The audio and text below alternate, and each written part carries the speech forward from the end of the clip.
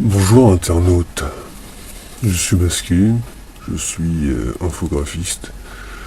Je suis donc l'infographiste masqué.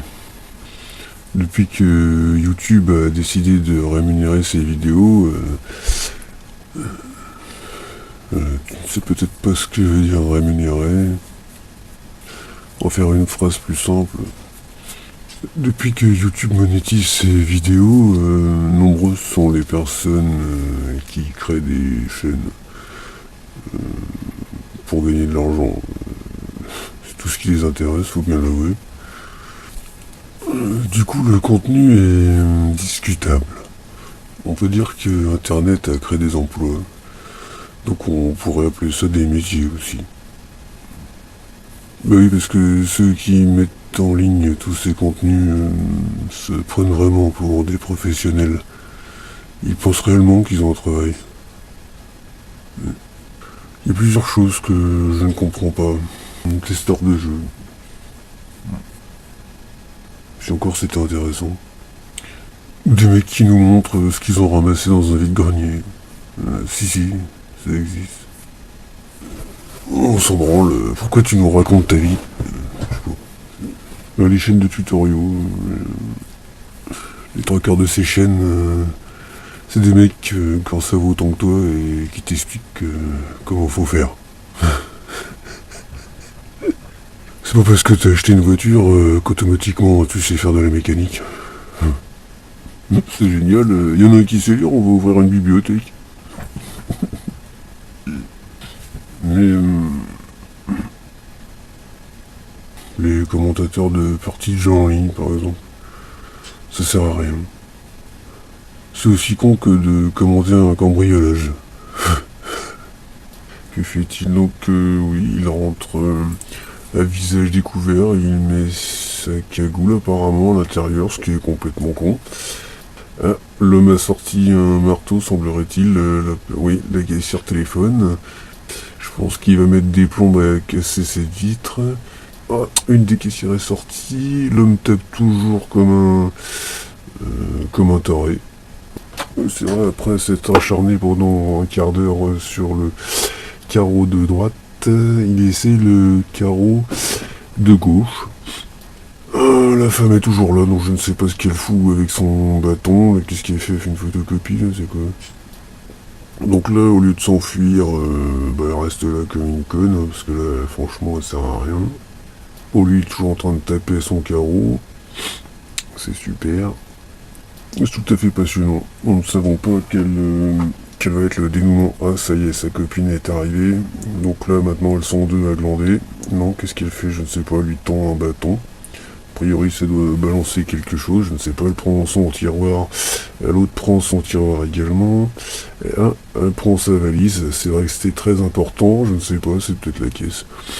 On s'en branle. Ça y est, au bout d'un quart d'heure, elles ont décidé à se barrer. Et cette espèce d'abruti, bien évidemment, ne peut pas rentrer. Effectivement, cette personne est très très conne.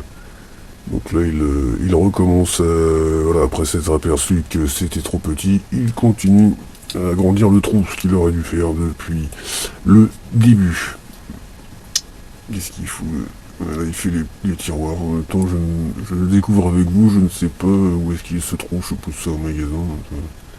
Ouais, voilà, il n'y a rien dans les tiroirs, forcément, du con, ça se trouve, il est dans une poste chinoise, je ne sais pas.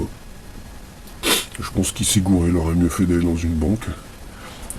Il a dû prendre un paquet de post-it, ce qui est pas seulement risqué 10 ans de tôle pour un paquet de post-it. Voilà, donc là il ressort aussi connement qu'il est rentré.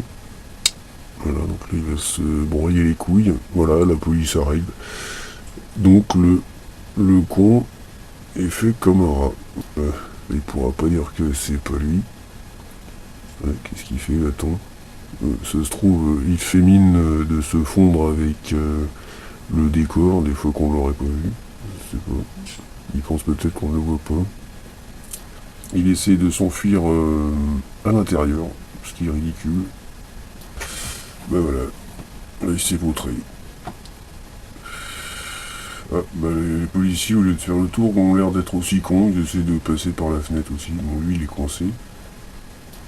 Ils sont tous débiles là-dedans. Ah bah non, finalement ils sont enfuis.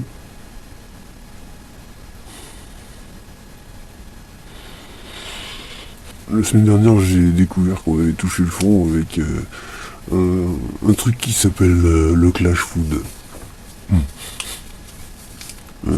Le principe, c'est qu'on invite deux blaireaux d'internet qui pensent avoir une renommée et on leur demande de faire à bouffer avec une partie de leur corps. Genre éplucher des carottes avec ses dents et faire une vinaigrette avec sa bouche et tout recracher dans un plat.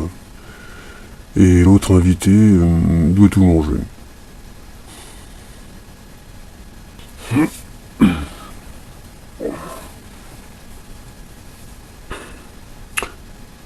Tout ce qui est en rapport avec le gâchis de bouffe, ça m'énerve.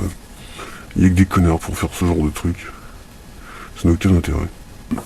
Si t'avais crevé la dalle une fois dans ta vie, tu t'apercevrais que c'est complètement con. Bientôt ils vont faire une bataille d'insuline dans une salle remplie de diabétiques en crise. C'est un exemple, je voudrais pas vous donner des idées. Bande d'étrons. Ça se trouve, tu ne sais pas ce que veut dire étron. Bah c'est une merde en fait. Mais si demain YouTube n'existe plus, tu vas faire quoi? Qu'est-ce que tu vas mettre sur ton CV? Que t'es commentateur de parties de jeux en ligne? Que tu sais dire l'alphabet en rotant? Que tu mâches du chewing-gum avec tes fesses? C'est passionnant, dis donc. Tu ferais mieux de te trouver un boulot. Parce que le jour où tout ça va se casser la gueule, bah t'es dans la merde.